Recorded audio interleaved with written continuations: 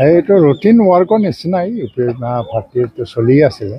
আজি দতমা ব্লকৰ অধীনত প্ৰায় 866জন।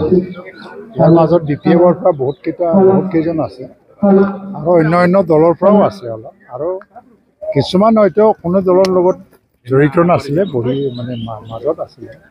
তেওঁলোকে আজি যোগদান কৰিছে। ইউ পি পি এলে যিহেতু 4টা বছৰত যিটো কাম কৰিছে সেইটো ভাল পাই পেলাই আকৌ পৰিৱেশটো দেখিছে যে আকৌ ইউ পি এল যে আকৌ কাউন্সিলৰ পৰিষদীয় চৰকাৰ গঠন কৰিবই, এই মাহলটো দেখি পেলাই তেওঁলোকে আজি যোগদান কৰিছে। আৰু আজি আমাৰ এই যোগদান কাৰ্যসূচীটো আজি প্ৰমাণ কৰি দেখুৱাইছে যে ইউ পি পি এল বৰ্তমান আগৰ নিচিনা দুৰ্বল হৈ থকা নাই, যথেষ্ট মজবুত হৈ আছে। এইবাৰ দতমা সমষ্টিৰ ইউ পি পি এল দল জয়ী হ'ব বুলি আপুনি কিমান দূৰত ভাবে? দতমা সমষ্টিৰ ইউ পি পি এল জয়ী হ'ব, কাৰণ যোৱা MP ইলেকশ্যনতো আমি কেইবাশ ভোটত ব্যৱধানত আমি জয়ী হৈ গৈছিলোঁ দতমা সমষ্টিত। তথাপিও আমাৰ প্ৰত্যাহ্বান বহুত আছে, কাৰণ বি পি এফ যথেষ্ট শক্তিশালী আছে ইয়াত মজবুত, আৰু কোনোদিন বি পি এফে 2005 চনৰ পৰা আৰম্ভ কৰি কোনোদিন হাৰা নাছিল। কিন্তু ইয়াৰ অঞ্চলৰ ৰাইজে আজি ভুগিছে, তাৰমানে ক'বলৈ গ'লে ইমান অপজিশ্যনত থাকি পেলাই এই অঞ্চলৰ উন্নয়নত যথেষ্ট এটা ব্যাঘাত জন্মিছে আৰু পিছ পৰি আছে, বঞ্চিত হোৱা যেন লাগিল। কাৰণ 4টা বছৰত অপজিশ্যনত থাকি পেলাই ইয়াৰ বি পি এফৰ MCLA এজনে ৰাস্তা এটাও বনাব পৰা নাই আৰু কোনো এটা সৰু সুৰা কামো কৰিব পৰা নাই। তাৰ কাৰণে ৰাইজে আকৌ বঞ্চিত হৈ থাকিব খোজে।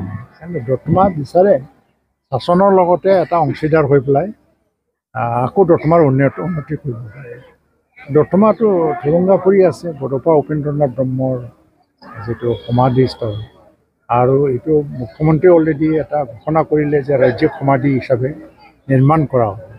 ৰাজ্যিক সমাধি এইটো 1 কোটি 2 কোটি টকাৰ কথা নহয়, বহুত ডাঙৰ এটা এমাউণ্ট, 50 কোটি 100 কোটি এটা প্ৰজেক্ট বৰ্তমান লাহে লাহে চলিব।